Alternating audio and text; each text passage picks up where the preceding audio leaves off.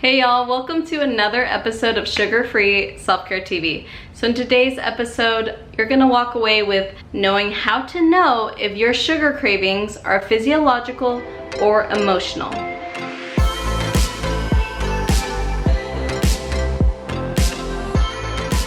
Bring this up is because there's a very pervasive belief that I see in social media that sugar cravings are due to physiological causes. Like I see this all the time. Like people will always talk about how sugar cravings are caused by something going on with your gut microbiome, or it's caused by hunger hormone imbalances, or it's caused by your mitochondria being out of whack, your metabolism, eating processed foods. So there's a lot of people who talk about sugar cravings and they focus a lot on the physiological aspect of it, which I think is awesome because you do need to have your food under control. Like you have to eat foods that will help you stop craving more sugar and carbs, and there is a science to that. But the thing that I see that's lacking a lot in so much of the sugar craving space, the nutrition space that I see online, is that not enough people are talking about the emotional aspect of sugar cravings that is actually a big decision maker in whether or not you're going to be able to keep your weight loss off or not. And the reason why I'm talking about this is because time and time again, I'll see a lot of people who are doing a keto diet or low carb diet, or they've been carnivore for a few years. Like I'll still see a lot of people in that space, even though they've been low carb for a while, they can still overeat, they can still gain weight, and they can still emotionally eat. So even if you've already figured out what foods work for you, or you found out how to balance your hunger hormones, you found out how to regulate your blood sugar, even if you got that figured out, if you aren't focusing on the emotional piece of eating, you may be blocking yourself from permanent weight loss.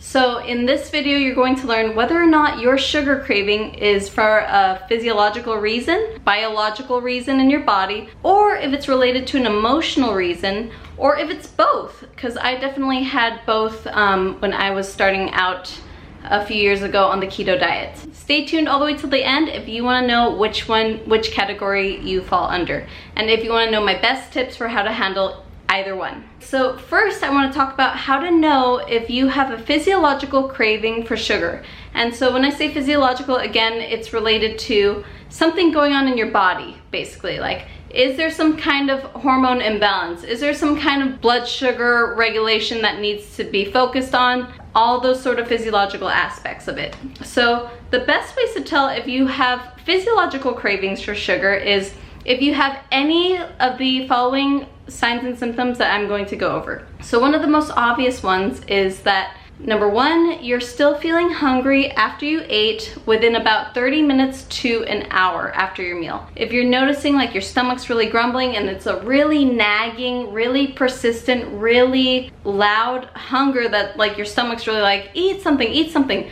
that could be another sign of physiological cravings. Another one is that after your meal, usually within like 1 to 2 hours after your meal, you're feeling tired. Like you have an afternoon slump, you just can't focus on your work, you're falling asleep.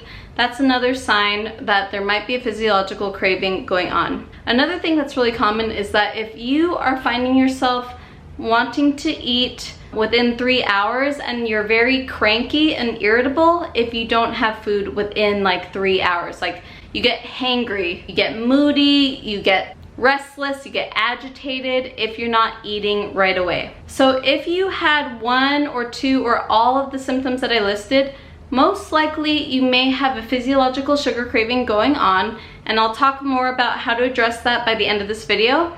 But here, I'm going to start talking about how to know if you have an emotional craving for sugar. So before I go into the emotional signs and symptoms, I wanted to explain what emotional cravings mean, like what emotional hunger actually is. So in my Impulse Mastery program, which is my 3-month coaching program, I teach my clients how to tell the difference between 3 main different kinds of hunger. There's true physical hunger, there's emotional hunger, and there's sugar withdrawal hunger. Emotional hunger is basically any time you want to eat food even though you know that you are physically full. So it's for whatever reason, even though you know that you just ate, you still want to eat. So for example, it might be if you're just feeling bored, like if you just notice you're just finding yourself, like if you're working from home and you just notice yourself walking to the kitchen just to grab a snack sort of mindlessly, that could be a sign of emotional hunger because you're feeling bored.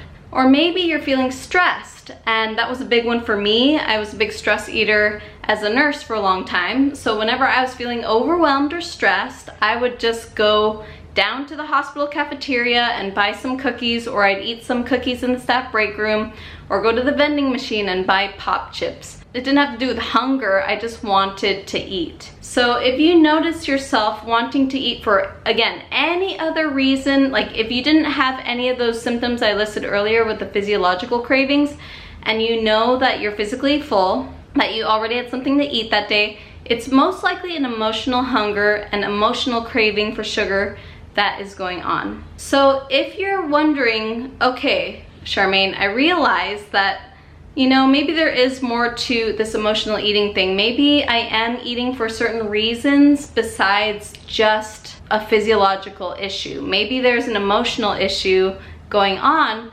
Then first thing I want to say is that's great news that you're getting awareness of this, because the fact that you are getting awareness of this will help you change what's going on. If you're noticing that you have an emotional urge to eat, the first thing I want you to do is to not eat the thing. You're like, okay, Charmaine, that's obvious, don't eat the thing, but there's a reason for this. If you can anticipate, like say in the afternoons that you want to eat sugar or you want to eat a snack, make it an intention to pause at least 10 minutes before you eat the food.